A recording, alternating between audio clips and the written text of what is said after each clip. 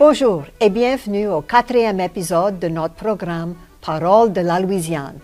Mon nom, c'est Amanda Lafleur. Et moi, je suis Ryan Langley. Le but de ce programme, c'est de présenter des traits du français louisianais en contexte. Et aujourd'hui, on va regarder un extrait vidéo. Cet extrait vient d'un programme de LPB tourné dans les années 80 et 90. Le programme s'appelait « En français ». Et dans cet épisode, l'animateur, défunt James Fontenot, fait un entretien avec M. et Mme Guidry. M. Guidry vient de la paroisse Vermillon, mais on va regarder la partie avec sa femme, Mme Marjorie Lewis Guidry, qui vient de Roiville, dans la paroisse Lafayette. Vous autres va peut-être pas trouver Roiville sur une carte aujourd'hui. En 1908, le village a changé son nom à Youngsville. Mais même aujourd'hui, quand le monde parle de ce village en français, ça l'appelle par son ancien nom de Roiville. Il y a plein de villes et de villages louisianais avec un nom français et un nom anglais, comme Canal Yankee. Canal Yankee, c'est Godmera sur la carte. Il y a aussi des noms qui ont été traduits en anglais, comme Pont Bro, qui est devenu Bro Bridge. Chemin Neuf, en anglais, c'est New Roads. Puis, il y a des noms historiques aussi, comme Vermillonville, le nom original de Lafayette. La Jonction, c'est l'ancien nom d'Arnaudville. Et Broussard s'appelait autrefois la Côte-Gelée. On pourrait parler de noms de village pendant longtemps. Mais quand même, Roiville, c'est Youngsville. OK. Ça fait... Allons écouter Mme Guidry de Roiville. Bon, Monsieur Guidry, Oui. vous êtes Clarence Guidry, hein? Ah, C'est ça votre nom? oui. Et Madame Guidry, comment vous appelez-vous, votre nom de Marjorie famille? Guidry. Oui, avant que vous étiez mariée. Louis. Marjorie Louis. Oui. Et vous êtes né où? À Roiville. Un petit village qui s'appelle Roiville. Et vous, Madame? Vous avez été né sur J'ai été une habitation? Oui, sur une habitation. Mon père fait des récoltes. Jusqu'à il a venu vieux, il ne pouvait plus faire école. Il a resté à peu près 7 ans malade dans le lit.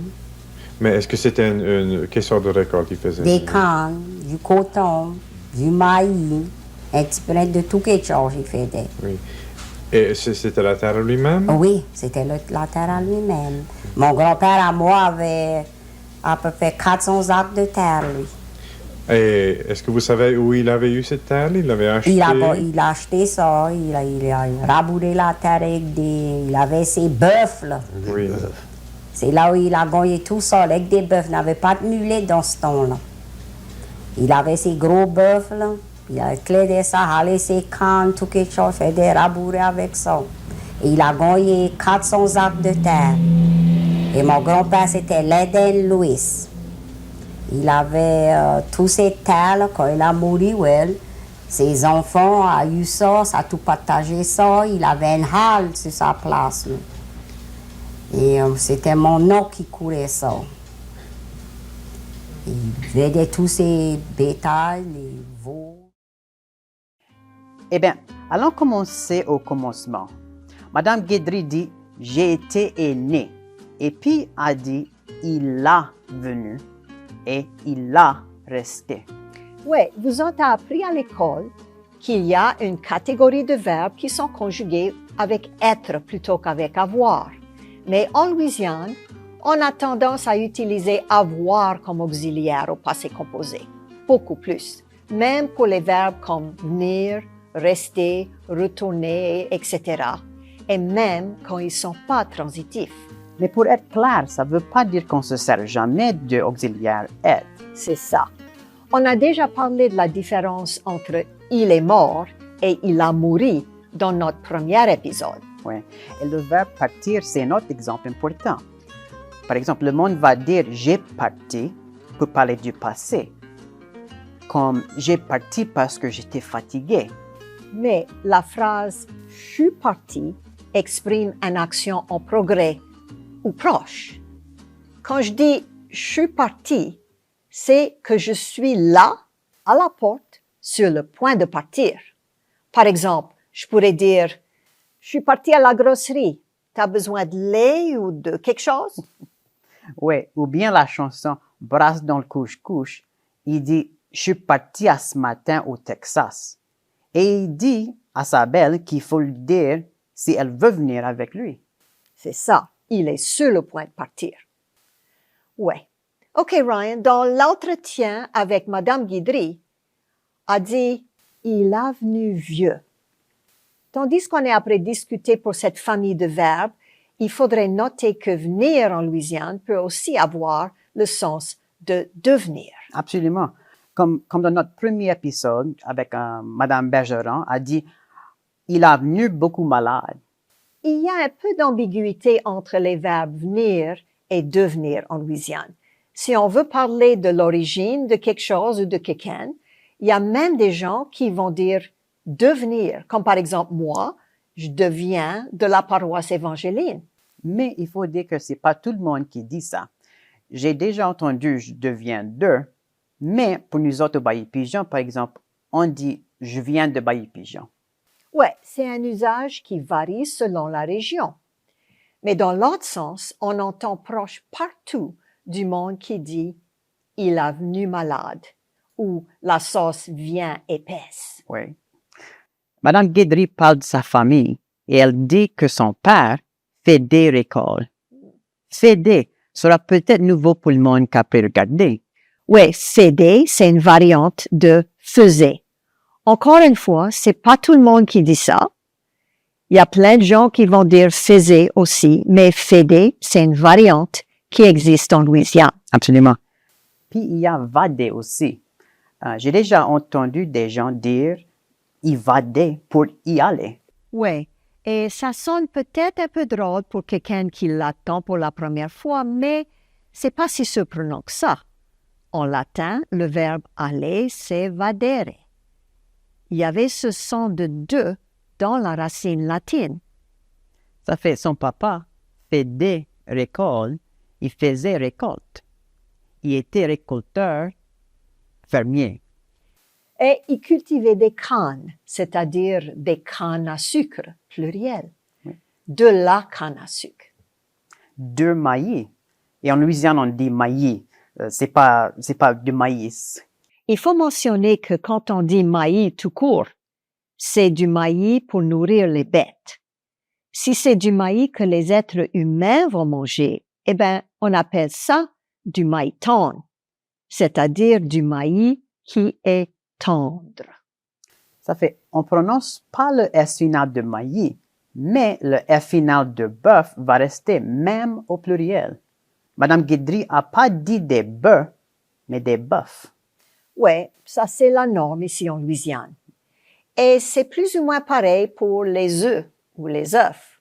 Il y a peut-être des gens ici et là qui vont dire des œufs, mais c'est plutôt rare, je dirais. Oui, oui.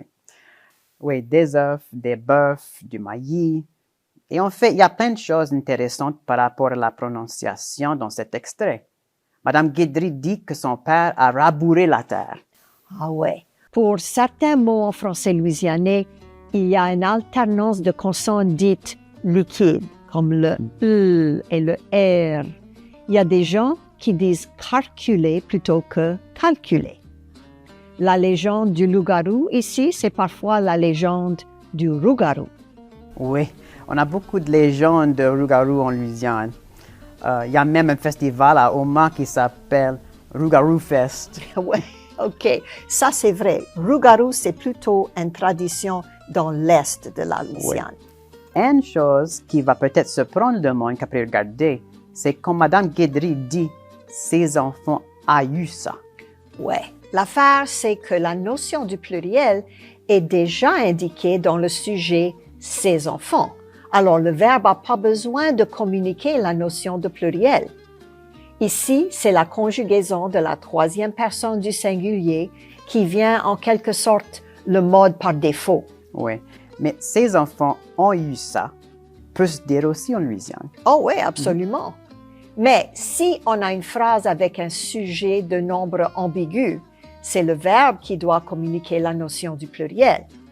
Prends par exemple le pronom « il » qui est prononcé de la même manière au singulier et au pluriel. Dans ce cas-là, la différence entre singulier et pluriel est marquée seulement dans la forme du verbe. Même en Louisiane, on ne peut pas dire « il va danser » si le message c'est « ils vont danser ».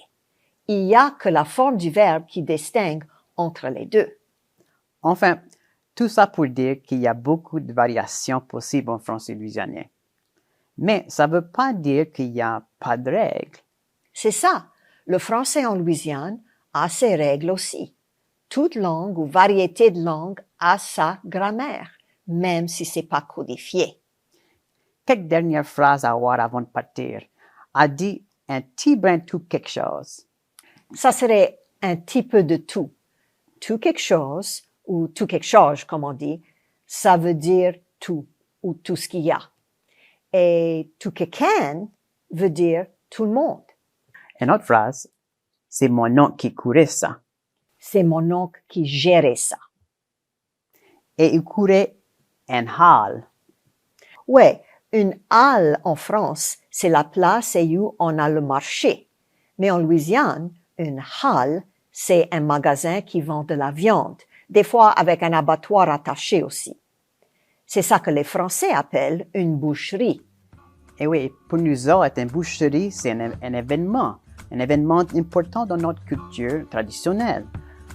C'est quand un groupe de familles ou d'amis se met ensemble pour tuer un cochon ou des fois un veau, et puis pour préparer de la viande qui sera partagée par tout quelqu'un. C'est une grosse affaire qui dure toute la journée. Il y a de la musique et plein de quoi à manger et à boire. Ryan, est-ce qu'il y a quelque chose dans l'émission qu'on a vue aujourd'hui que tu aimerais partager avec tes élèves? Oh oui, absolument. Je suis bien contente de voir cette vidéo aujourd'hui parce que ça pose la question d'identité. Parce que je sais des fois, il y a une ambiguïté entre cadien et créole, qu'est-ce que ça veut dire. Et avec la langue créole, c'est bien évident, c'est une langue différente même. Mais ce n'était pas la langue créole ici dans cette vidéo. Madame Guédry a parlé le français louisianais. C'est ça. Mais il faut dire que c'est bien possible qu'elle s'identifiait comme créole. C'est sûr, l'identité ethnique est une autre affaire. Oui. Mais il faudrait lui demander quand même. On n'est jamais sûr comment quelqu'un va se présenter ou s'identifier. Absolument. Ça fait, si la question d'identité s'élève dans la classe, moi je pourrais tout simplement dire que on va laisser le monde s'identifier comme ils veulent. Ouais, c'est ça.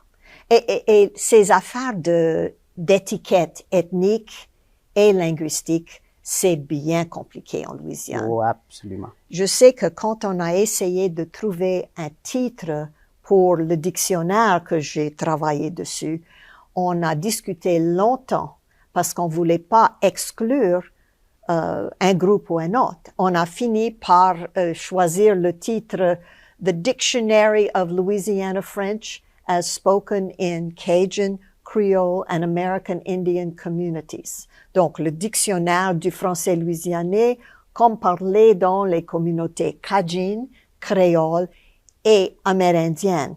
Mais ça, c'est une grosse bouchée d'affaires à dire, absolument, n'est-ce pas? Ouais.